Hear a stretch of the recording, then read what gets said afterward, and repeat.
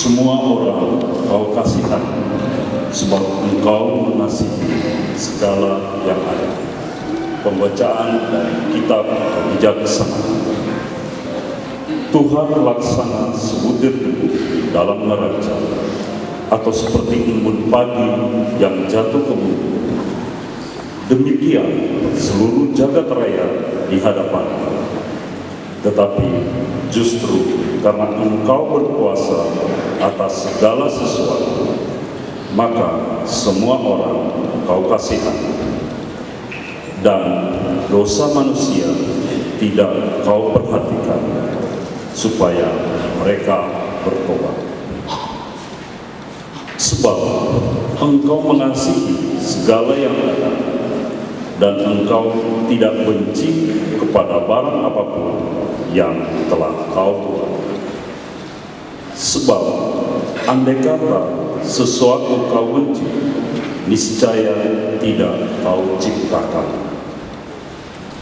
Bagaimana sesuatu dapat bertahan jika tidak kau kehendaki? Atau bagaimana dapat tetap terpelihara kalau tidak kau panggil?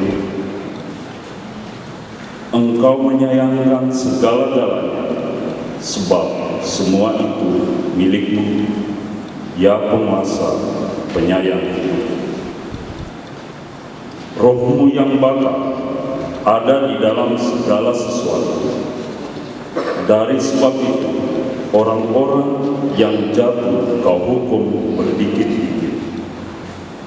Mereka kau tegur dengan mengingatkan dalam hal mana mereka sudah berdosa, supaya setelah menjauhi kejahatan itu, mereka percaya kepada Dikau, ya Tuhan.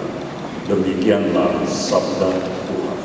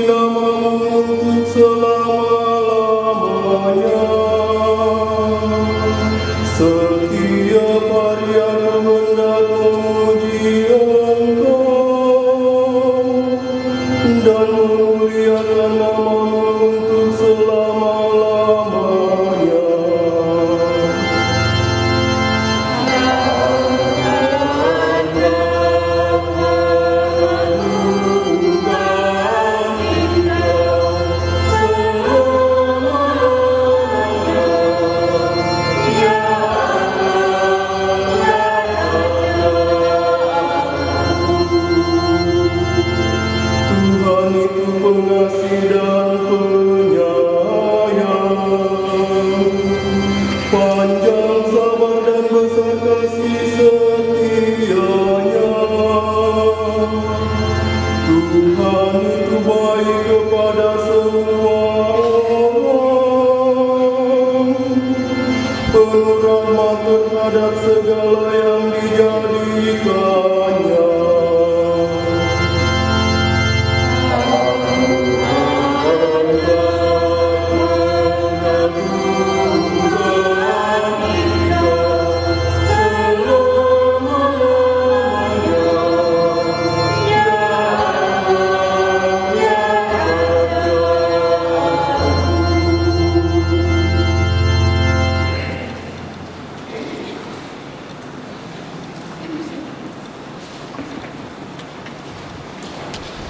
Bacaan kedua. Semoga nama Yesus Tuhan kita dimuliakan di dalam kamu dan kamu di dalam Dia. Pembacaan dari surat kedua Rasul Paulus kepada jemaat di Tesalonika. Saudara-saudara, kami senantiasa berdoa untuk kamu supaya Allah kita menganggap kamu layak bagi panggilannya, dan dengan kekuatannya menyempurnakan kehendakmu untuk berbuat baik dan menyempurnakan segala pekerjaan imanmu. Dengan demikian, nama Yesus Tuhan kita dimuliakan di dalam kamu dan kamu di dalam Dia, sesuai dengan kasih karunia Allah kita dan Tuhan kita Yesus Kristus. Tentang kedatangan Tuhan kita Yesus Kristus dan berkumpulnya kita dengan Dia, kami minta kepadamu, saudara-saudara, jangan lekas bingung dan gelisah, baik oleh ilham roh maupun oleh kabar atau surat yang dikatakan dari kami, seolah-olah hari Tuhan telah tiba. Demikianlah sabda Tuhan.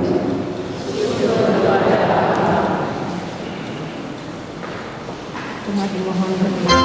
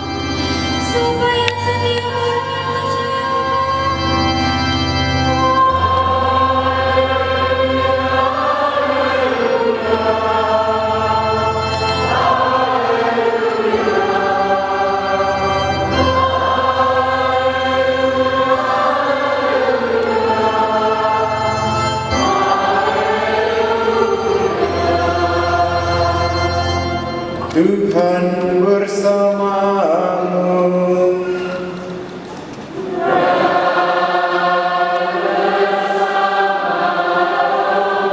Nilai Injil Yesus Kristus menurut Lukas.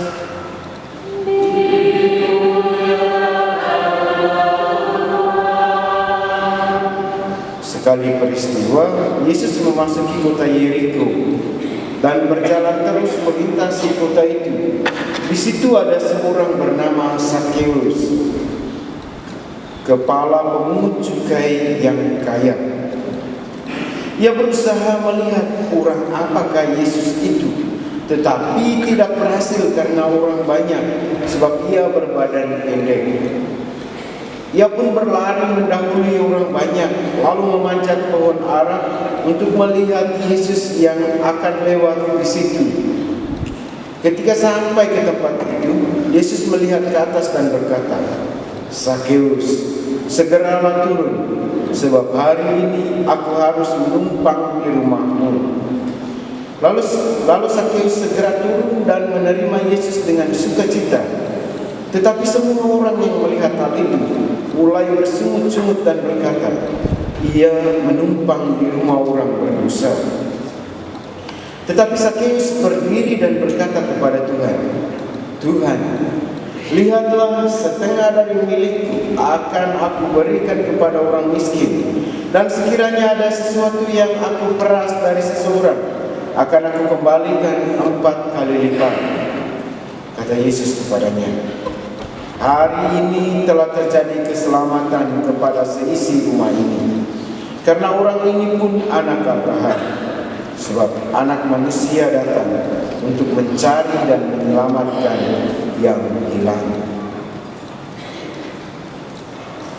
Demikianlah sabda Tuhan.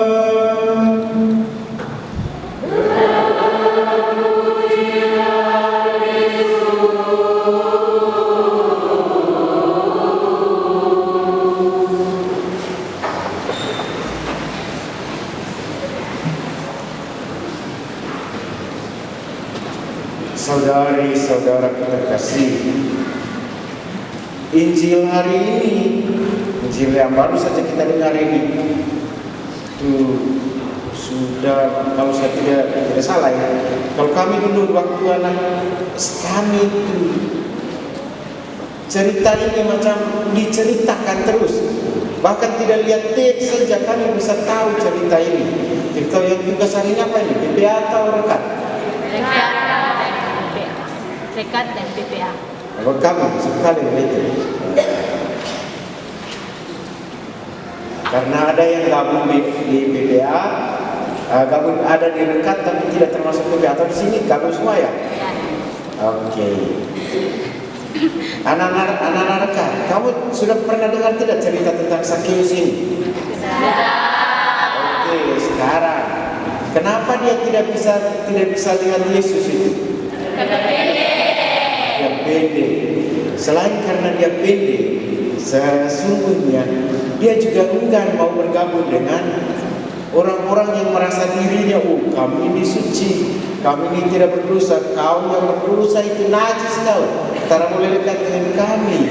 Itu juga yang membuat dia mau maju, takut, mau tidak maju, tapi dia penasaran orang seperti apa Yesus yang membuat semua orang itu terbuka untuk mendengarkan dia dan untuk bertemu dengan dia, untuk melihat dia. Sakeus juga ingin melihat itu. Itu makanya dia berjuang. Bagaimana caranya dia supaya dia bisa sekurang-kurangnya dia bisa melihat Yesus. Yesus itu orang seperti apa? Rupanya dia belum pernah lihat Yesus. Dia memiliki ide, dia berjuang lari. Pilih anak dekat. Dia naik pohon mangga atau pohon jambu? Pohon apa? Pohon ara. Ya, kita di sini kan tidak ada pohon ara, cuma kita pohon mangga saja begitu. Dia panjat pohon itu untuk bisa melihat Yesus yang akan melewati di bawahnya. Jalan pohon itu di pinggir jalan. Lalu dia naik ke atas supaya lihat dari atas, kan tidak terpilih oleh orang lain. Begitu ceritanya. Ada usaha, ada perjuangan dari Sakeus untuk bisa melihat Yesus. Melihat saja susah, apalagi mendengarkan. Tapi dia tidak peduli, yang terpenting bisa melihat, menjawab rasa penasarannya dia untuk melihat orang seperti apa Yesus. Apa yang kita renungkan dari peristiwa ini? Yang pertama kita lihat nama dulu. Nama Sakeus itu kalau kita terjemah ke bahasa Indonesia artinya itu murni dan saleh. Murni dan saleh. Sakeus dari namanya itu dia seharusnya orang saleh, orang murni, orang suci. Hal ini mau menggambarkan kepada kita bahwa Allah dari sananya, dari kita, dari kodratnya kita ini diciptakan oleh Allah itu murni dan juga saleh. Semua. Tetapi karena kita berada di dunia dan berhadapan dengan banyak godaan, terkadang murni itu menjadi kabur, saleh itu berubah menjadi salah. tidak salah lagi, tapi kebanyakan salah. Tidak murni lagi, tetapi agak kabur-kabur begitu. Sakeus juga begitu. Karena ia menjadi kepala pemungut cukai, maka dia dianggap sebagai pendosa dan pengkhianat bangsa. Sakeus, dia menjadi pengkhianat bangsa dan berdosa karena dia menagih pajak itu tidak hanya pas-pas begitu. Dia selalu menaikkan, misalnya dengan alasan denda lah, alasan ini itulah, padahal yang dibilang denda itu masuk kantongnya dia. Maka ia menjadi kepala pemungut cukai yang kaya. Itu juga yang membuat dia tidak murni lagi, tidak salah lagi. Hal yang sama juga terkadang terjadi dalam diri kita.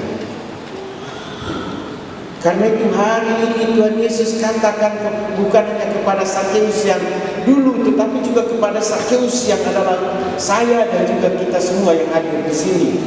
Sakeus dalam arti kita semua adalah orang saleh dan orang murni.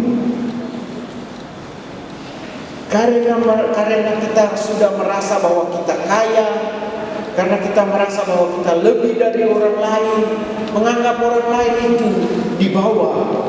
Bahkan Tuhan kita merasa menganggap tidak ada. Kita tidak peduli dengan keberadaan Tuhan. Kita merasa di atas, seperti Sakeus berada di atas pohon ara, melihat semua orang ada di bawah semua. Bahkan Tuhan juga di bawah. Karena itu Tuhan berkata kepada Sakeus yang dulu, Sakeus, turun. Kepada kita juga Tuhan katakan hari ini, turun dari kesombongan kita, dari perasaan kita lebih tinggi dari yang lain, dari sikap kita yang memandang rendah, meremehkan orang lain. Tuhan katakan yang sama kepada kita, turun.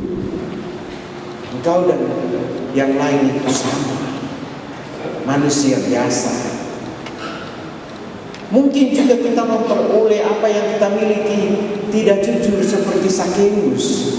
Sakeus yang di Israel itu. Beranikah kita seperti Sakeus yang dulu yang ada dalam cerita tadi itu?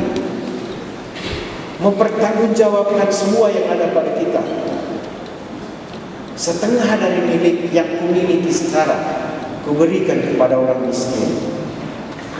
Jikalau ada sesuatu yang kuperas pada orang lain, akan kuganti 4 kali lipat. Bukan hanya 2 kali lipat, 4 kali lipat. Hebat sekali Sakeus. Dan Sakeus yang penasaran awalnya, dia berkata, orang seperti apakah Yesus itu? Setelah ia mengalami perjumpaan dengan Yesus, dia tidak lagi mengatakan orang seperti apa, tetapi dia menyapa Yesus dengan sapaan Tuhan. Tuhan.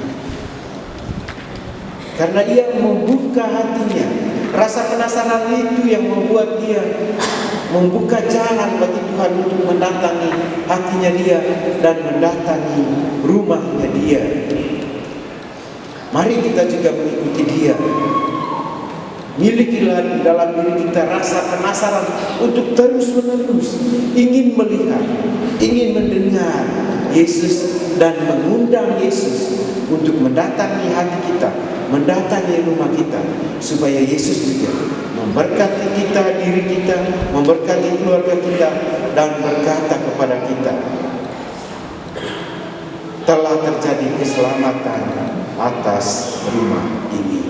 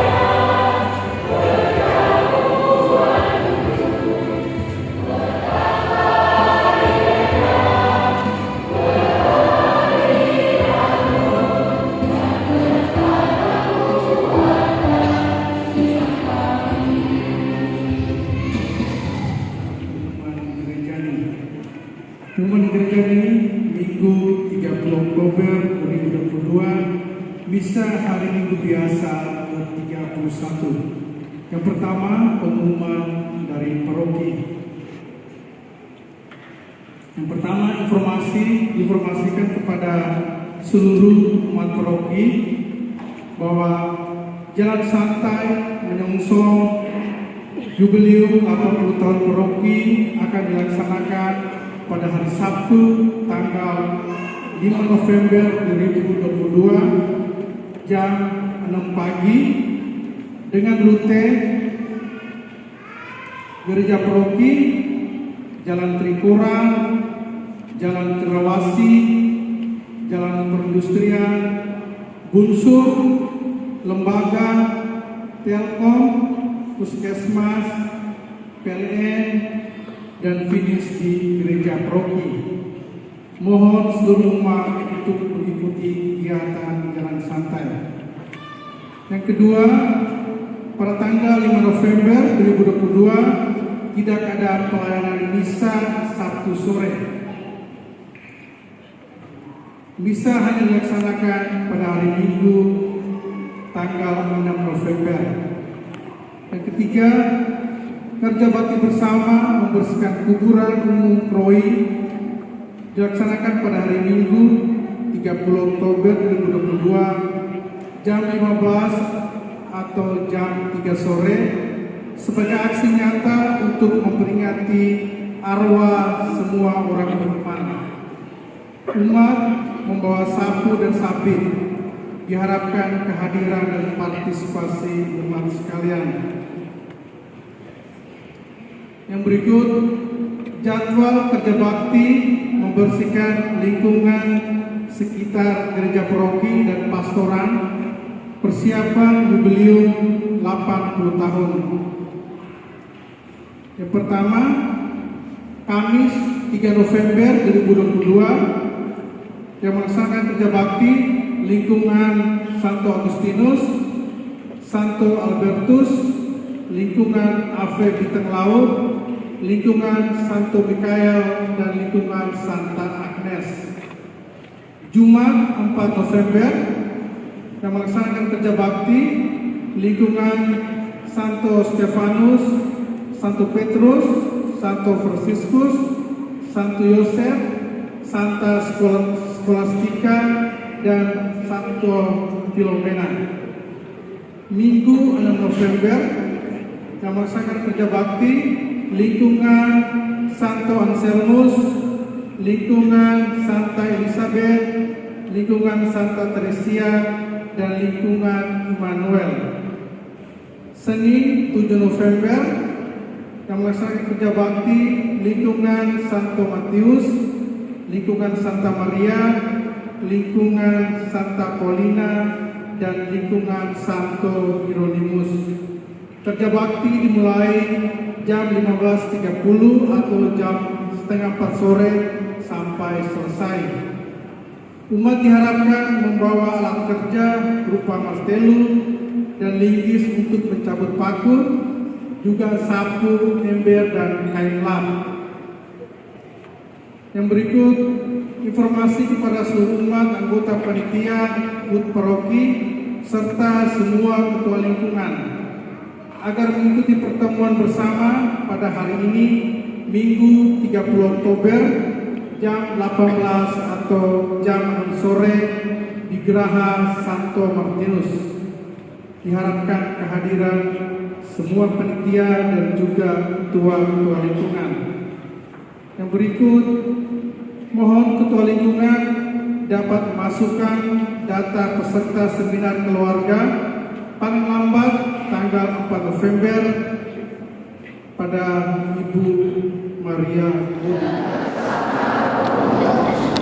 Saudari-saudara, keluarga kita masing-masing, orang-orang yang kita kenalkan dalam perayaan ini, mereka yang mengharapkan doa kita, mereka telah berjanjikan untuk mendoakan mereka seluruh hidup, karya, kerja, dan belajar kita dilindungi, dibimbing, dan diberkati oleh Allah yang Maha Kuasa, Bapa dan Putra dan Roh Kudus.